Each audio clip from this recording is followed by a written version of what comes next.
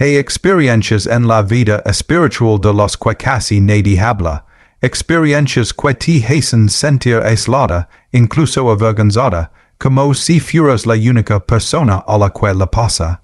Una de ellas es el silencio de Dios, es momento en tu camino de fe, donde oras y no sientes nada, donde buscas y parece que no encuentras, donde llamas y nadie responde. Y lo más difícil no es el silencio en sí, lo más difícil es lo que es silencio despierta dentro de ti, la duda, la culpa, la pregunta terrible, ¿hice algo mal? Me abandono Dios, la sensación de haber perdido la fe sin darme cuenta. He vivido eso y he acompañado a muchas personas que también lo han vivido, personas de fe profunda, que dedicaron años a buscar a Dios y de repente se encuentran en un desierto espiritual donde nada tiene sentido. Don las oraciones que antes les daban paz ahora son vacías, don la presencia que antes sentían tan cercana parece haberse esfumado. Durante años trabajé en entornos donde la ciencia y la fe parecían enemigos irreconciliables, donde hablar de Dios era casi un tabú intelectual. Pero lo curioso es que cuanto más profundizaba en la neurociencia y en la mente humana, más me topaba con preguntas que la ciencia no podía responder. Preguntas sobre el sentido, sobre el amor, sobre esa necesidad profunda de trascendencia. Preguntas que apuntaban a algo más allá de la química cerebral, a algo que ningún esquema podía captar, pero que todos experimentamos en mi vida personal a través temporadas de sequidad espiritual que me desconcertaban profundamente. Oraba, buscaba, me esforzaba, leía las escrituras, participaba en la Eucaristía, dedicaba tiempo al silencio. Pero había épocas en las que sentía que mis oraciones rebotaban contra el techo, como si las palabras se quedaran flotando en el aire sin llegar a ningún lado, como si Dios hubiera cerrado la comunicación.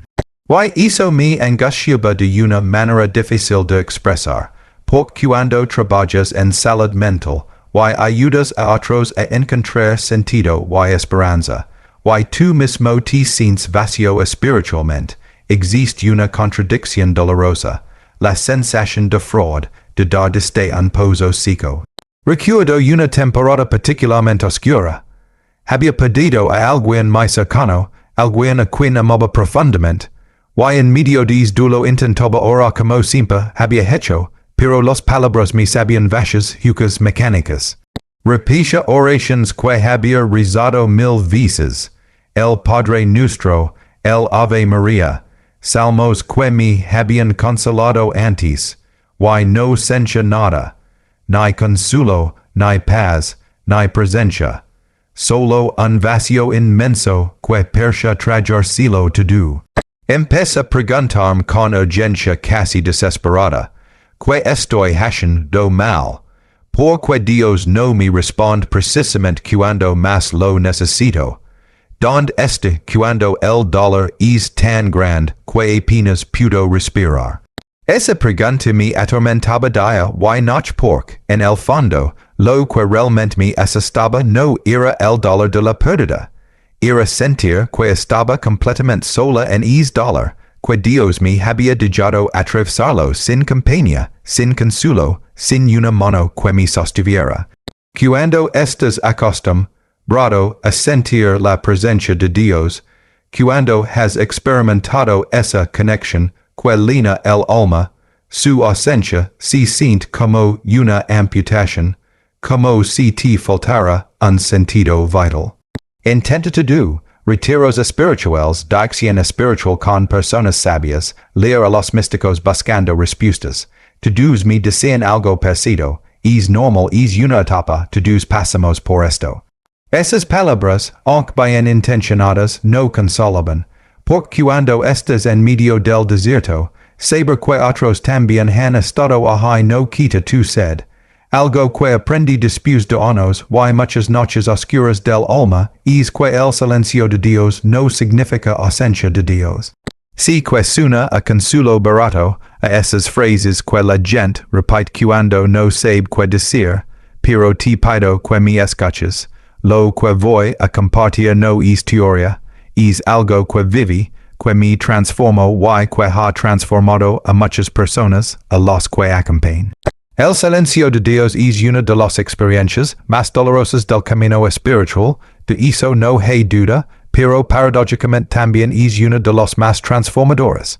Si aprendes a no huir de él, a no llenarlo compulsivamente de ruido, si te atreves a quedarte en es desierto sin mapas ni certezas, algo empieza a ocurrir, algo que solo puede ocurrir en el silencio. Permíteme explicarte algo que me ayudó enormemente a comprenderlo. El cerebro humano está diseñado para buscar patrones, para predecir, para controlar. Es un órgano de supervivencia extraordinariamente eficiente.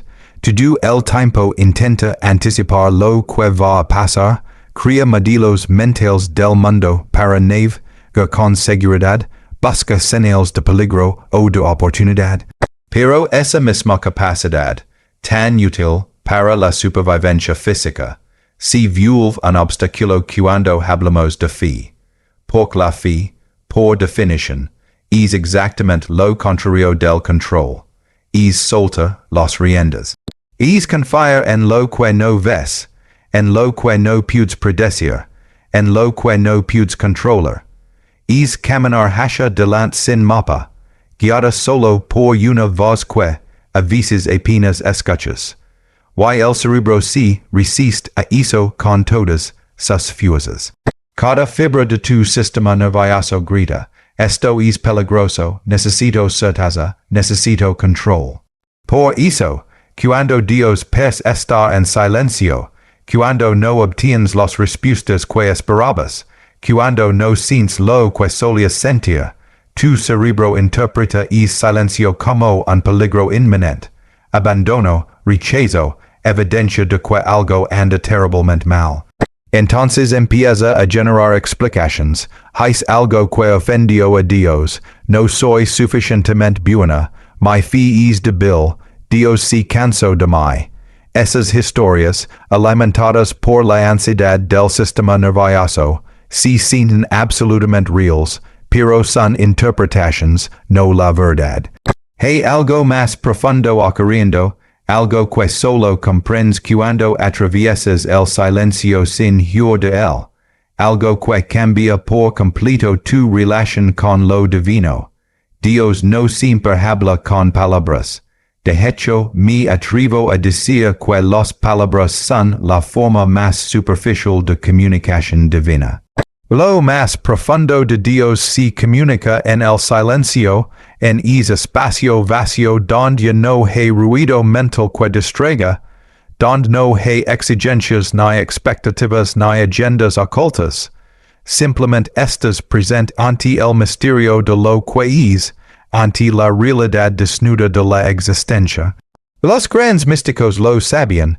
San Juan de la Cruz habló de la noche oscura del alma.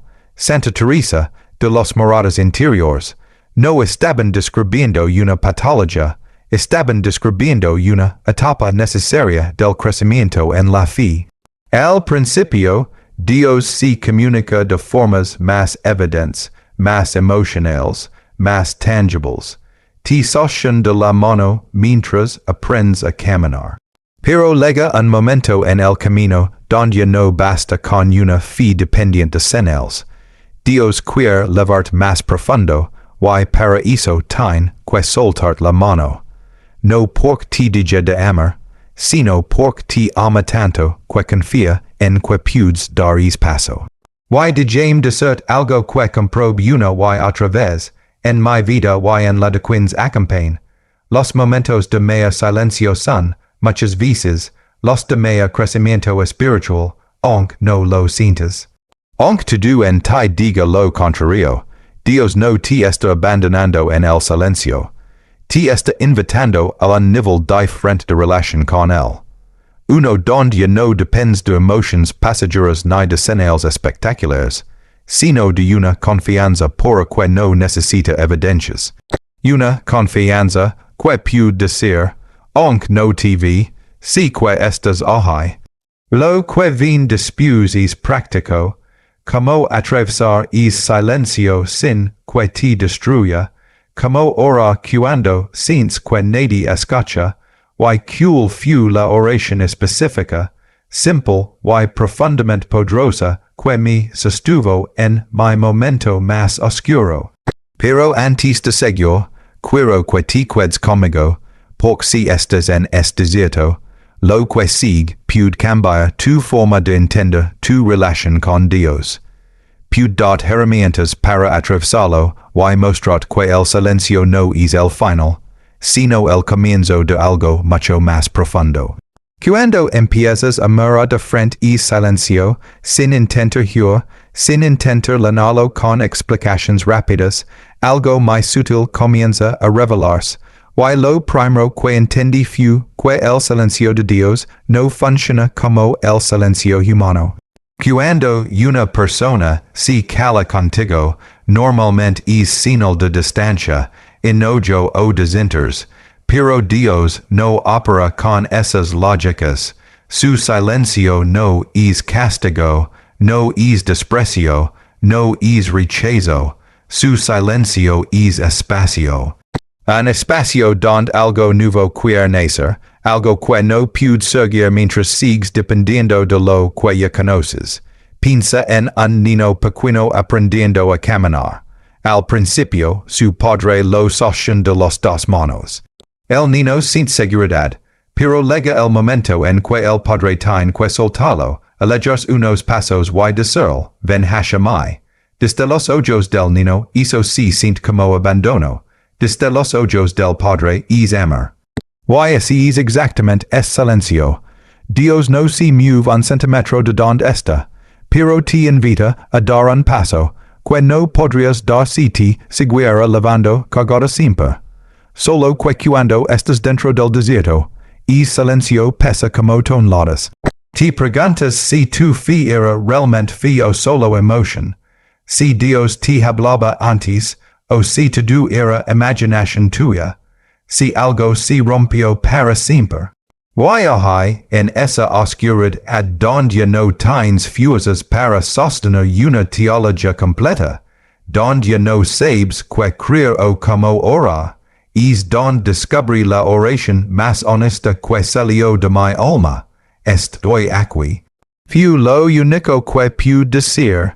No pedí señales, no pedí respuestas, no pedí consuelo, solo declare mi presencia.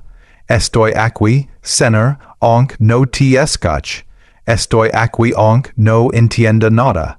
Estoy aquí aunque mi corazón es seco. Estoy aquí aunque parezca que tú no estés. Esa oración durante semanas, meses incluso, fue mi única forma de permanecer. No cambió mi situación de un día para otro, pero sí comenzó a cambiar por dentro. Dejé de usar la oración para escapar del silencio, y empecé a usarla para habitarlo. La mayoría de las personas, cuando enfrentan el silencio de Dios, responden de dos maneras. O si esfuerzan más, haciendo oraciones más largas, más prácticas religiosas, más sacrificios, como si la presencia de Dios fuera algo que se gana por acumulación. O si rinden y se alejan, convencidas de que nada tiene sentido, yo paso por ambas etapas, hasta que entendí que ninguna de las dos nace del amor, nacen del miedo, el miedo a no ser suficiente, el miedo a ser olvidada, el miedo a no tener control sobre la relación con Dios. Pero el silencio de Dios no es un examen que tienes que pasar. Es una transición, y lo confirm años después cuando una mujer vino a hablar conmigo, tenía una vida espiritual intensa desde hace décadas. Su fe lo era todo, pero hace un año que no sentía absolutamente nada, ni en la misa, ni en el rosario, ni en la adoración, me dijo con lágrimas en los ojos, creo que perdí a Dios, creo que ya no me quiere.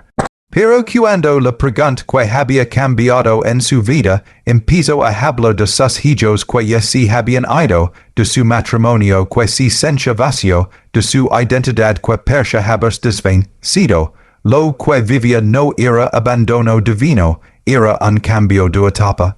Un desierto que estaba convertidos en un espejo. Un silencio que no era ausencia de Dios, sino ausencia de las certezas antiguas. La ensin la oración simple, estoy aquí, lo practico, no sintió milagros. No sintió voces, no sintió emotions fuertes. Pero si encontró algo que no había sentido en mucho tiempo. Una paz silenciosa que no venía de la emoción, sino de la presencia. Una certeza sin ruido. Un saber sin explicación. Y esa paz, aunque suave, era más profunda que cualquier emoción religiosa que hubis experimentado antes. Con el tiempo entendí que Dios a veces deja de hablar de la forma en que tú conoces para enseñarte a escucharlo de otra manera. Esperabas fuego y él lega como brisa. Esperabas señales y él lega como intuición. Esperabas sentir mucho y él lega como un silencio que sostiene. Y es descubrimiento no lega en un día. Lega solo cuando te quedas. Cuando atraviesas el desierto y no huyes. Y por eso, cuando alguien me dice que está viviendo el silencio de Dios, no intento dar respuestas rápidas. Le doy pasos que son más bien actitudes. Acepta el silencio sin interpretarlo como castigo. Simplifica la oración hasta dejar solo lo esencial. Presentarse cada día aunque no sienta nada. Buscar a Dios en lo cotidiano cuando no appears en lo sagrado. Hablar con alguien que pueda sostener es proceso. Y sabe todo confiar radicalmente incluso sin entender nada. Porque si, todo desierto implica una muerte de la fe infantil, muerte de la necesidad de señales, muerte de la ilusión de control espiritual. Pero toda muerte en Dios prepara resurrección, ninguna semilla flor sin tierra, ninguna vida profunda nace sin atravesar una noche oscura, y ninguna relación madura con Dios se construye, solo con emociones bonitas, se construye en el espacio donde no sientes nada, pero eliges quedarte.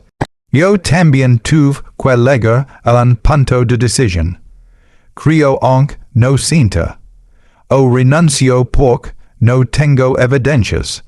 Y la única voz que escucho fue pequeña, tenue, casi un susurro que decía, quédate. No venía acompañada de señales. No venía acompañada de consuelo, era apenas una invitación a no renderme, y dije en voz baja, está bien, si este silencio es todo lo que he ahora me cuido, no porque lo entienda, no porque me guste, no porque me haga sentir algo, me cuido porque confío en tu ser más que en mis sensaciones, me cuido porque aunque mi mente dude, mi alma todavía recuerda algo que mi emoción ha olvidado. Empecé entonces a vivir la fe desde otro lugar. Sin medir mis oraciones por lo que sentia, sin esperar experiencias intensas, sin exigir señales claras, solo present, andom cada día con la misma oración, estoy aquí, y día tras día, sin darme cuenta, algo empezó a transformarse. No era que Dios hablara más fuerte, era yo quien empezaba a escuchar en frecuencias más sutiles. De pronto veía su mano en coincidencias que antes ignoraba, en conversaciones oportunas, en pequeños destellos de claridad en momentos de confusión, en una fuerza que no sabía que tenía para enfrentar algo difícil, en una paz que no era emoción, sino fundamento. El silencio me enseñó un nuevo idioma espiritual, el idioma de la presencia sin espectáculo, el idioma de la fe sin garantías, el idioma del alma que no necesita sentas para ser real. Y una vez que aprendes ese idioma, ya nada vuelve a ser igual, porque ya no dependes de sentir a Dios para saber que está. Ya no te pierdes cuando no appears ninguna señal. Ya no te desesperas cuando la oración se siente seca. Sabes que él está, que siempre estuvo, que siempre estará. Y por eso, si tú ahora mismo estás en el silencio, quiero invitarte a decir estas palabras con toda la honestidad que puedas. Señor, estoy aquí. no siento lo que antes sentía, pero eligio crea que estés. No entiendo es silencio, pero confío en que tiene un propósito. No veo el camino, pero sigo caminando porque sé que tú me ves a mí. Ayúdame a permanecer, ayúdame a no huir, ayúdame a amar incluso sin sentir nada. Aquí estoy, why aquí me cuido contigo, porque la oración más poderosa no es la que usa muchas palabras, es la que nace desde la vulnerabilidad más profunda, la que dice, confío en cuando no tengo razones visibles. Te busco en cuando no recibo respuestas, te eligio en cuando no siento nada a cambio. Esa confianza mueve el corazón de Dios más que cualquier otra cosa. El silencio terminará, llegará el día en que mirarás hacia atrás y comprenderás que nunca estuviste sola, que Dios no caló para ellos, sino para acercarte más a ti mismo y más a él. Que en el silencio se forjó una fe que ya nadie podrá quitar, una fe madura, sólida, profunda, una fe que no depende del clima emocional, sino de la certeza interior de que Dios es, incluso cuando no se siente. Y cuando el silencio finalmente se quiebra, descubrirás que todo es tiempo él estuvo hablando, solo que en un lenguaje nuevo que necesitabas aprender.